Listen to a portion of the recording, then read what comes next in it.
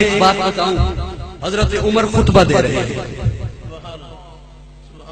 حضرت عمر مسجد نبوی کے منبر پہ جمعے کا خطبہ دے رہے ہیں اور اس وقت خلیفۃ المسلمین ہیں، امیر المومنین ہیں، خلیفہ وقت ہیں. 22 لاکھ مربع میل کا اکیلا حاکم خطبہ دے رہا ہے، جس کا جلال یہ ہے، دبدبہ یہ ہے کہ آج کا کافر یہ لکھنے پہ مجبور ہے اگر ایک عمر اور آ جاتا پوری دھرتی پہ اسلام پھیل جاتا. وہ خطبہ دے رہے ہیں سامنے مسجد کے سامنے والی گلی میں. حضرت حسین کا لڑکپن ہے. حضرت حسین اپنے دیگر دوستوں کے ساتھ کھیل رہے ہیں اور یوں ہی حضرت حسین موج میں آئے اور موج میں آ کے کہتے ہیں، دوستو وہ جو عمر خطبہ دے رہا ہے نا وہ ہمارا غلام ہے. ایک دفعہ سبحان لگو، میں بات کو آگے لیے تھی. وہ جو خطبہ دے رہا ہے نا عمر، وہ ہمارا ان کے پاس، حضرت حسین کے پاس حضرت عبداللہ بن عمر بھی کھڑے تھے.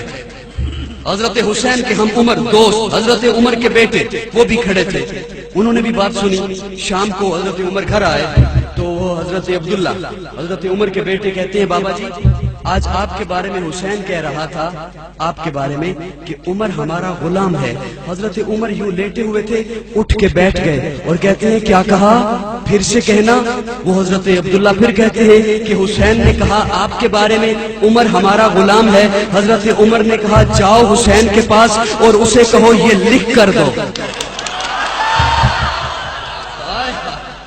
کن گلیوں میں پھرتا رہتا ہے تو، کن ذاکروں کی باتیں سنتا رہتا ہے تو، ہم سے کچھ سن.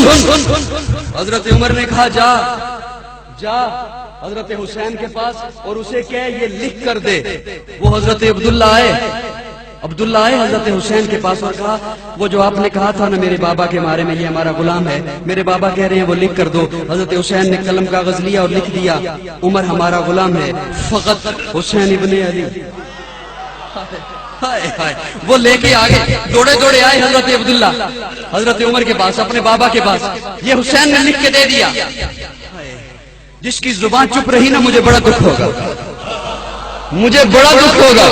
حضرت عمر کے پاس آیا وہ رکا جس پہ حضرت حسین ایک لڑکپن کے عالم میں ایک بچہ ہے لیکن نواسہ رسول کا ہے. اس نے لکھا، خلیفہ وقت کو لکھا جس کا روح پوری دھرتی پہ آئی ہے، اسے لکھا عمر ہمارا غلام ہے. رکا آ گیا. حضرت عمر نے دیکھا، چوما، آنکھوں کو لگایا اور کہا میرے بیٹے عبداللہ میری وصیت یاد رکھ، جب میں فوت ہو جاؤں میرے سینے پہ رکھ لینا، عمر کی بخشش کے لیے یہی کافی ہے.